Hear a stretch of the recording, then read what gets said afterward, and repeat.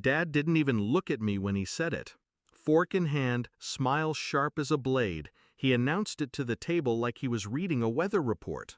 "You're not getting any inheritance, Lacey. Your brothers deserve it." The room chuckled nervously. My brothers puffed their chests, already drunk on imagined wealth. Mom looked down at her plate, as always. I just nodded, cut into my roast, and kept eating. No tears, no protest, just silence. But inside I felt something split. When I was younger, I thought my father was a mountain, immovable, indestructible. I spent years climbing for his approval. Top grades, first job, late nights, no complaints. But mountains can crumble, and mine always crumbled for my brothers. They failed upward, crashed cars, lost jobs, drained bank accounts. Dad called it boys being boys. I worked myself raw, and he called it what's expected. I didn't realize the word daughter in his dictionary meant disposable. The betrayal didn't come tonight. It had been years in the making. Tonight was just the punchline. My brothers thought I was invisible. They'd forget me in group photos, cut me off mid-sentence, laugh when Dad dismissed me. But invisibility has its advantages. They never saw me watching.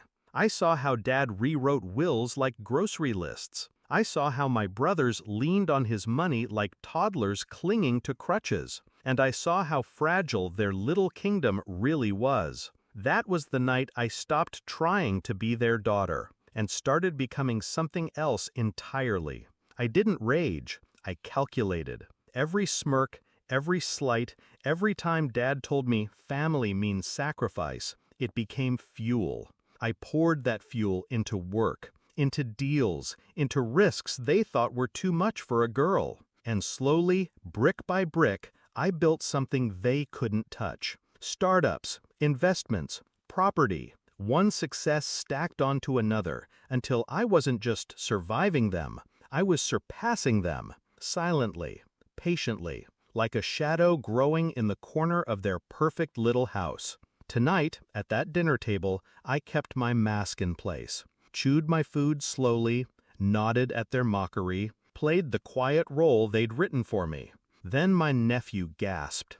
"Aunt Lacey!" His voice cracked as he held up his phone. "You're on Forbes!" The room froze. He turned the screen. There it was. My name, my face, and the number beside it. 10 digits that detonated in their heads like fireworks. Billionaire. The silence was delicious. My fork clinked against porcelain as I set it down, deliberately slow. All eyes were on me now. The ghost at the table suddenly flesh and blood. "Is it true?" my father asked, voice low, almost strangled. I tilted my head, almost gentle. "Yes," Mom whispered. "How long?" "Years." I met her eyes. "While you were busy deciding what I deserved." The shift was immediate. My brothers scrambled, words tumbling over each other. Offers to partner up, sudden interest in my ventures. Dad tried to recover dignity, but his authority had cracks running through it now. That mountain I once climbed was nothing but loose gravel beneath my shoes. I didn't raise my voice. I didn't gloat. I just looked at them.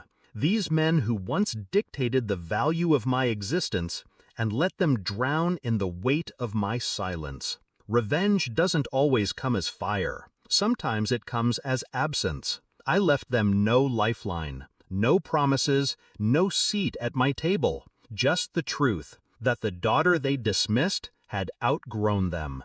When I stood to leave, I saw their faces, panic hiding behind forced smiles, greed gnawing at the edges of their pride, fear that the one they'd underestimated now held the power to eclipse them. And that fear, that was the inheritance I left behind. Outside, the air was sharp with winter. The sound of laughter and clinking glasses still leaked from the house I'd outgrown.